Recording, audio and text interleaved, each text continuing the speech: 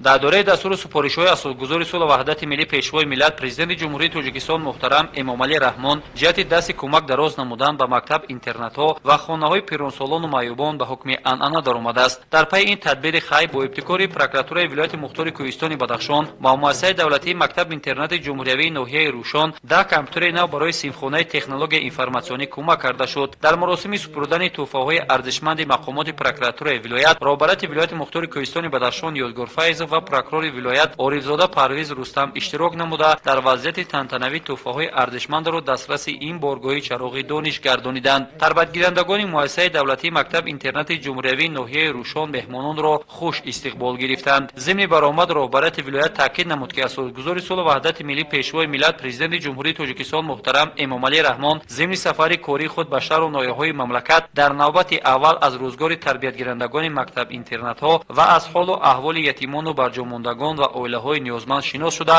бо эшон мулоқот карда тӯҳфаҳои худро дастраси онҳо менамояд. маҳз ҳамин аст ки бо дастгирии ҳукумати кишвар шароити арзанда барои будубош ва таҳсили тарбиятгирандагон дар замони соҳибистиқлолии мамлакат дар ин даргоҳ фароҳам оварда шудааст то онҳо дар оянда соҳиби касбу кори дилхоҳи худ бошанд. танҳо аз онҳо таҳсили хубу аъло ва омӯхтани технологияи информатсионӣ талаб карда мешавад ки тавассути технологияи пешрафта ҳама хизматрасониҳо дар ҷаҳони муосир бо ин усул ба роҳ монда шудааст. роҳбарати вилоят Ёдгор Файзов ҳайати омӯзгорону тарбиятгирандагонро ки соҳиби компютерҳои ҳозиразамон гариданд ба хониши аъло ҳидоят кард. дар навбати худ изҳори миннатдории мақомоти иҷроияи ҳокимияти давлатии вилояти мухтори Кӯҳистони Бадахшонро ба роҳбарати прокуратураи вилоят баён кард. қайд намуд ки бо дастрас шудани таҷҳизотгон метавонанд дар оянда беҳтарин донандагони компютер ва барномасозони сатҳи ҷаҳонӣ ба вой расида ба халқу ватан хизмат намоянд. Орифзода Парвиз Рустам прокурори вилоят таъкид дошт ки дар дораи дастури супоришҳои пешвои муаззами миллат муҳтарам Эмомалӣ Раҳмон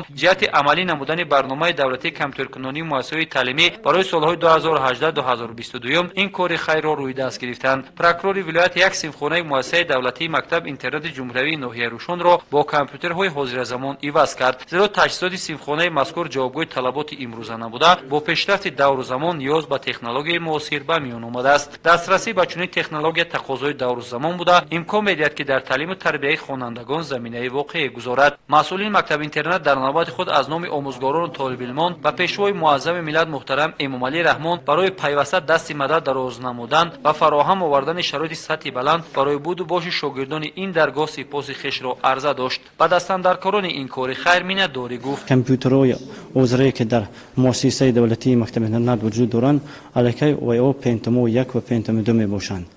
мо миннатдории худро ба раис вилояти мухтори Кӯҳистони Бадахшон ба прокуратураи вилояти мухтори Кӯҳистони Бадахшоне ки тарбиятгирандагони моро муассисаи таълими моро дастгирӣ кардаанд ба мо зиёда аз 10 то компютерҳои ҳозиразамона ҳадия намуданд ва тӯҳфаи ба ҳамин хонандагони муассиса мебошад ва мо миннатдории худро ба президент ҷумҳурии Тоҷикистон муҳтарам Эмомалӣ Раҳмон баён мекунем ки моро дар ягон лаҳза фаромӯш намекунад ва доимо дар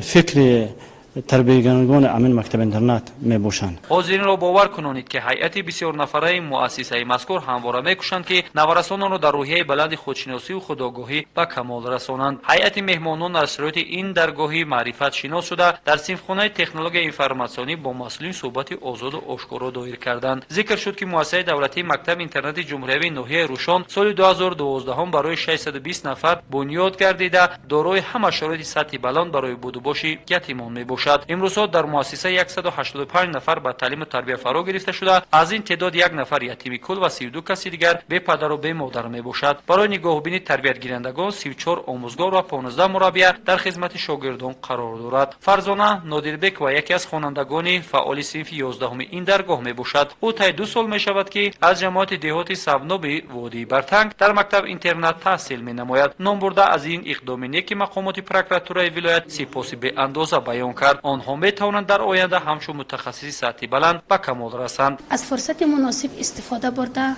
миннатдории худамро ба асосгузори сулҳи ваҳдати миллӣ пешвои муаззами миллат президенти ҷумҳурии Тоҷикистон муҳтарам Эмомалӣ Раҳмон ва ба ҳукумати ҷумҳурии Тоҷикистон баён намоям.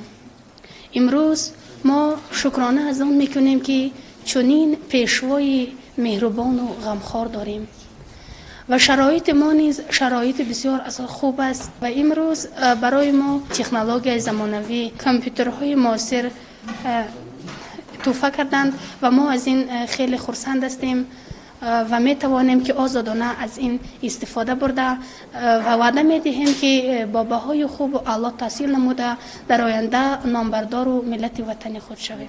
در مؤسسه دولتی مکتب اینترنت جمهوری ناحیه روشن دو صنفخانه تکنولوژی انفرماسیونی با 26 کامپیوتر عمل میکند که شاگردان آموزگاه این فن را از آموزگاران صاحب کسب خود یاد میگیرند، زیرا آموختن تکنولوژی انفرماسیونی تقاضای هر دور و زمان بوده. اصل 21 را اصل دستاوردهای بزرگ تکنیک و تکنولوژی مینامند. شاگردان این بارگاهی چراغی دانش در صنفخانه‌های زمانوی با دسترسی با تخته الکترونی و کامپیوترهای زمانوی همواره میکوشند که در پی از خود کردن علم و دانش از تحولات جهانی معاصر برخوردار گردیده، همچون جوانان میهن‌پرست به نفع دولت و ملت خود خدمتی بی‌دریغ خواهند رساند.